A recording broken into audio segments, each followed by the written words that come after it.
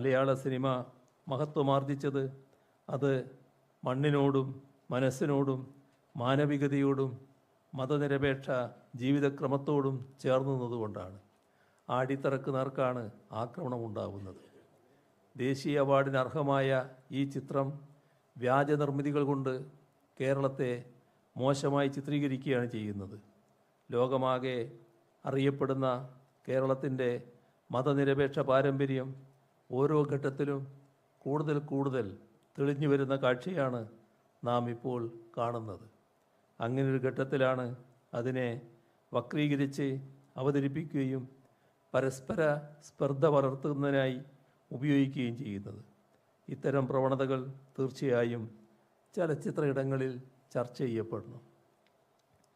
കേരളത്തിൽ നിന്നുള്ള ശ്രേഷ്ഠരായ ചില കലാകാരന്മാരും കലാകാരികളും ദേശീയ അവാർഡുകളിലൂടെ അംഗീകരിക്കപ്പെട്ടു എന്നത് സന്തോഷം നൽകുന്ന കാര്യമാണ്.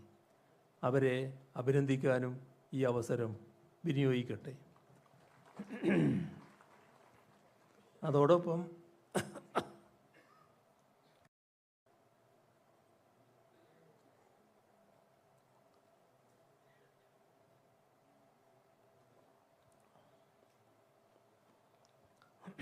കേരള ചലച്ചിത്ര രംഗത്തിന് അർഹമായ തോതിലുള്ള അംഗീകാരം ലഭിച്ചില്ല എന്നതും പരിശോധിക്കപ്പെടേണ്ടതാണ്.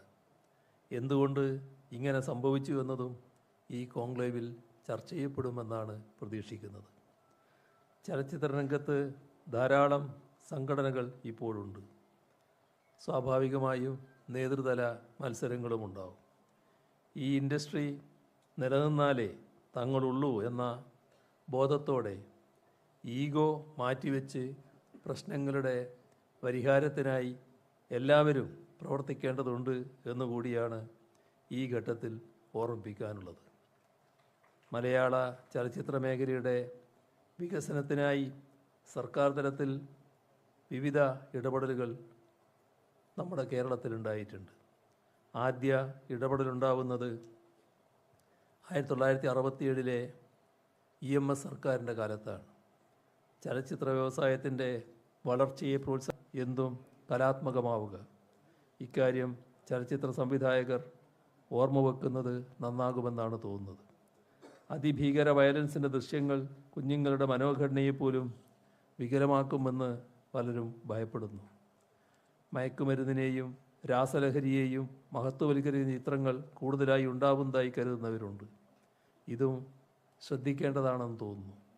മയക്കുമരുന്ന് ഉപയോഗം പ്രചരിപ്പിക്കുന്നതിന് തുല്യമായ സർക്കാർ ഇക്കാര്യത്തിൽ ദൃഢയുക്തതയോടെ തന്നെ ഇടപെടുകയാണ്.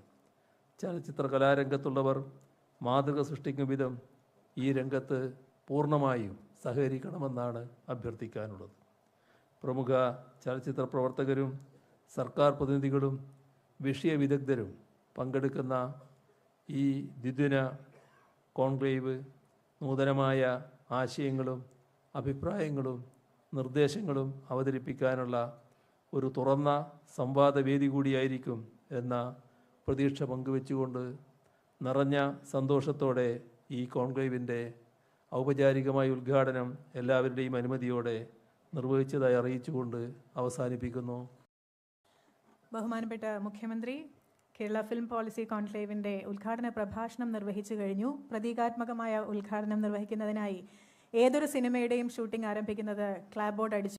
അദ്ദേഹത്തിന് ഈ ക്ലാബ് ബോർഡ് നൽകുന്നത് KSFDC ബോർഡ് മെമ്പറും 2 തവണ കേരള സംസ്ഥാന ചലച്ചിത്ര അവാർഡ് ലഭിച്ച മലയാളത്തിൻ്റെ പ്രിയപ്പെട്ട നടിയുമായ ശ്രീമതി നവ്യ നായരാണ്. Shrimati Navya Nair is handing over a club board which our Honorable Chief Minister will use to ceremoniously inaugurate the Kerala Film Policy Conclave.